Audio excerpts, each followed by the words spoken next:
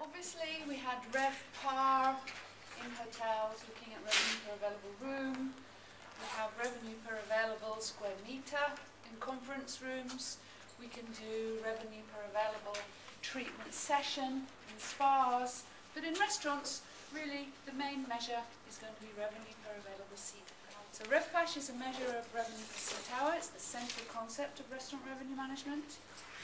As the service cycle speeds up, RevPAR increases, and we'll be looking at the impact of speeding up service where possible, where feasible, without harming service quality.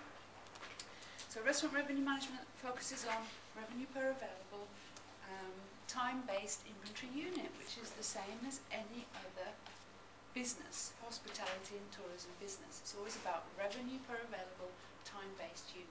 So we know that in hotels have a fixed capacity, yeah, or relatively fixed capacity. It's really the number of rooms. On a cruise ship has relatively fixed capacity. It's really quite fixed because it's about the number of cabins.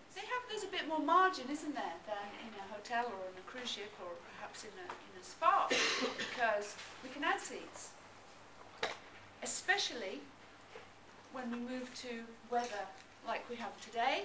You know, we can add tables and chairs maybe on a terrace outside that might not be possible in colder periods. But we've also got to think about demand for the seats. If we've got seats outside and inside, in the winter, the demand for the seats are going to be, which seats are going to be the highest demand? The ones inside.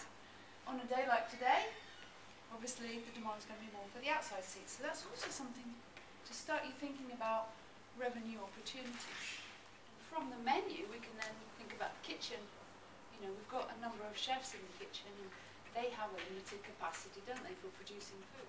But also, the number of people that can be served is limited by the opening times, but it's also limited by the number of people that work. It's limited by the type of service, but also by the number of human resources that we have too. Yeah, because you know, I know when I first graduated, I worked in a coffee shop in London, huge in a 4-star hotel, and at breakfast time, you know, we had queues going out the door onto the street everywhere for breakfast. And, you know, we had the tables, they were empty, but physically my waitresses didn't have time to clear those tables. They didn't have time to take the order and to get that and to serve it, because there was such huge turnover of people. So although the physical capacity was there, we didn't have enough human resources at that peak time, because everybody always comes, don't they, at that peak time, even though you may be open for 3 hours, they're all going to come, or they're all going to want to come, and most of them in that peak time, and that limits your capacity too. So it's a bit more complex in a restaurant, which makes it more interesting and more challenging as well. Right? I had an opportunity to sell somebody something, and the seat remained empty. So on Valentine's Day, if we have a 4-seater table and we just get 2 seats occupied, 2 of those seats perish. On a night that is an extremely busy night for restaurants. Yeah, for nice restaurants. But lunchtime can be from 11:30 until 2:30. So within that time, when's the peak time? It's 12 o'clock, maybe. We'd need to sit there and observe, wouldn't we, to see when we have the highest demand. But you probably notice, if I try and go a bit before 12 or a bit after 12, I'm probably going to get. So peak time in Geneva is maybe 7:30. Actually, the Swiss go quite early, and often restaurants close at 9 o'clock in Switzerland. Can you imagine? In some of the smaller towns, maybe not in Geneva. But in Geneva, most customers come about 7:30.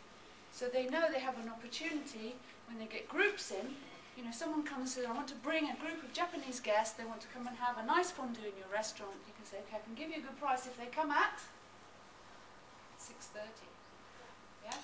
6:30 to 7:30, fantastic, because it means I have an opportunity to turn my tables over twice, so there's a lot of scope there to offer, because there's a whole culture surrounding food, and the way you eat, and how long it takes you to eat, and the whole dining experience. And so we've got to take that into consideration too when we think about how to apply revenue management strategies to a particular type of restaurant. Let's create a baseline of data so that when we want to actually see have we improved performance, we've got something to compare performance to, yeah, after revenue management has been applied.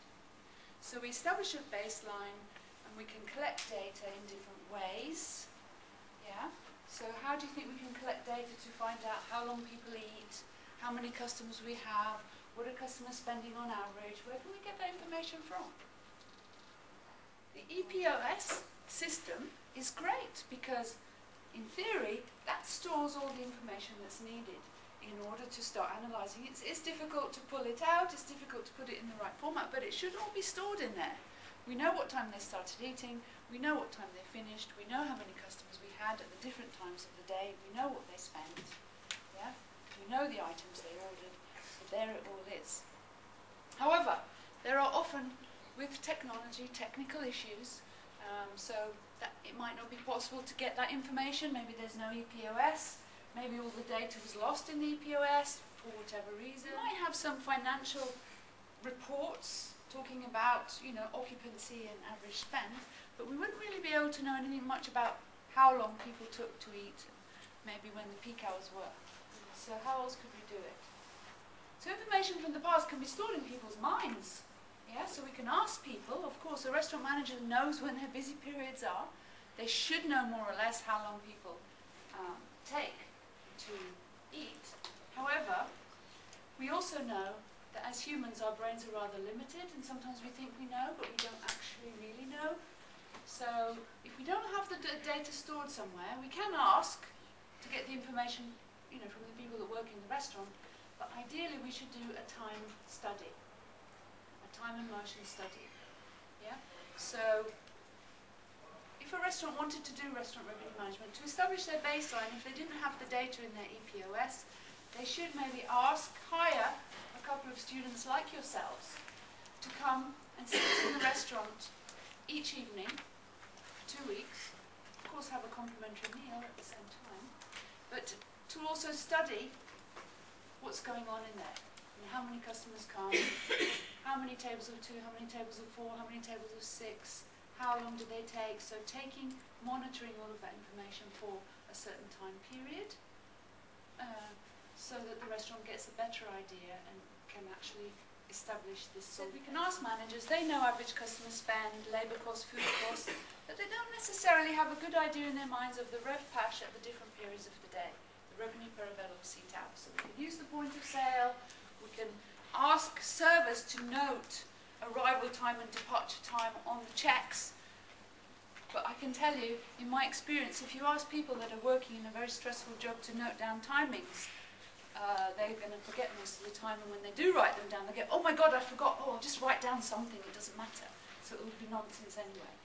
So that's something to keep in mind. So observation is a good way, and point of sale is another. So we need to analyse the data and determine the mean.